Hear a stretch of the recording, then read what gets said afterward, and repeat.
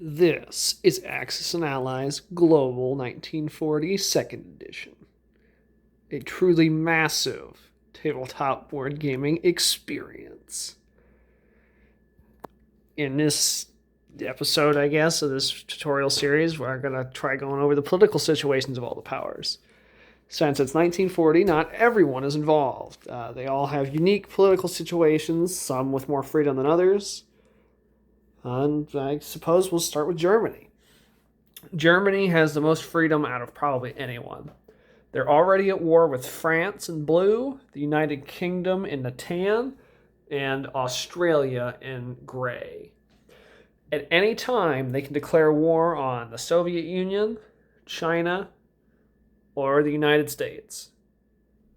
If there's a state of war between any of those powers in Germany, it does not necessarily affect the other ones. So if Germany goes to war with the Soviets, it doesn't affect the American relations with the Germans, and vice versa. Same thing with the Chinese. That's Germany. They're pretty simple. Next up is the Soviet Union. They're far more complicated. They begin the game neutral. So until turn 4, they don't get to make any attacks. They can't leave their territory. They have to relax. The only times this changes is if a European Axis power, Germany or Italy, attacks a Soviet territory, or if London, the capital of the UK there, is kind of buried under all these units, if London would fall to an Axis power, then the Soviets can immediately enter the war. Over here in the Pacific, the Soviets can go to war with Japan at any time. If they do so, depending on how they go about it, it can change some of their other rules, but that's not important for right now. That's the Soviet Union. Next is Japan. Japan's also got a lot of freedom, but Japan can cause problems. So, starting the game off, Japan is at war with China. At any time, they can declare war on any of the other allied powers, that being the Soviet Union, the United States, Australia, France, or the UK. At any time. But until they go to war, Japan gets a bunch of extra money. They get like 10 extra IPCs every turn. So you might not want to go to war. Certain things will bring the enemies to war, or will bring the allies into war at any time, such as Japan considers if any allied units move into a Chinese territory, that's an act of war. Naturally, if Japan gets attacked, that's an act of war.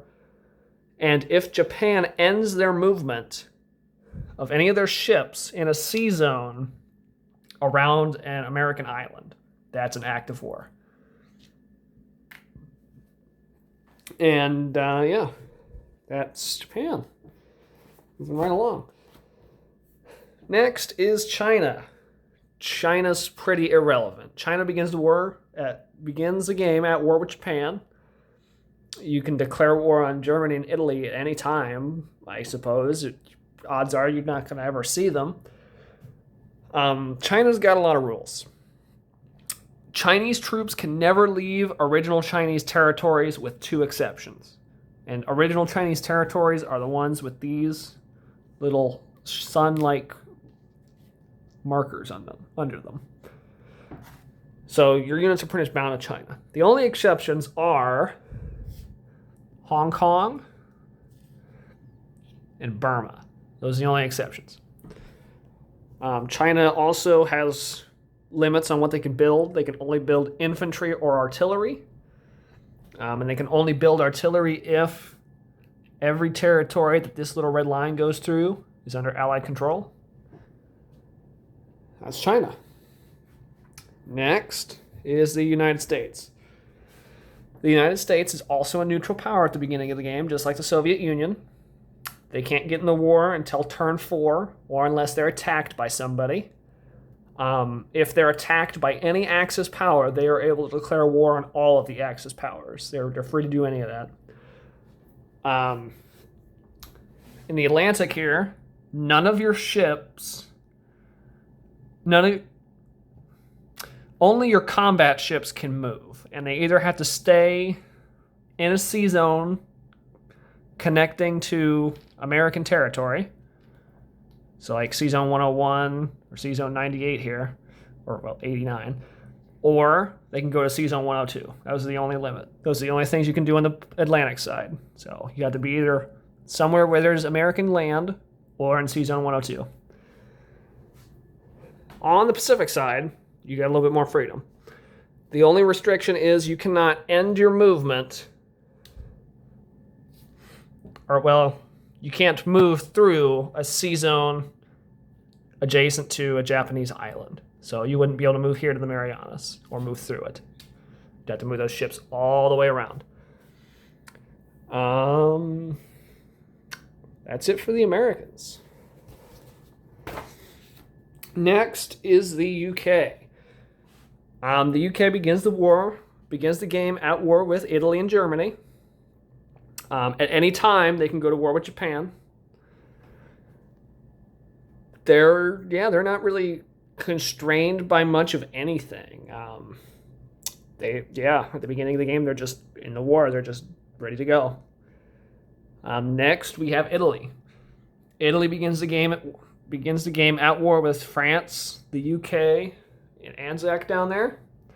They're free to declare war on the Soviet Union, the United States, or China at any time. It's the same thing as Germany. They don't really have any restrictions either.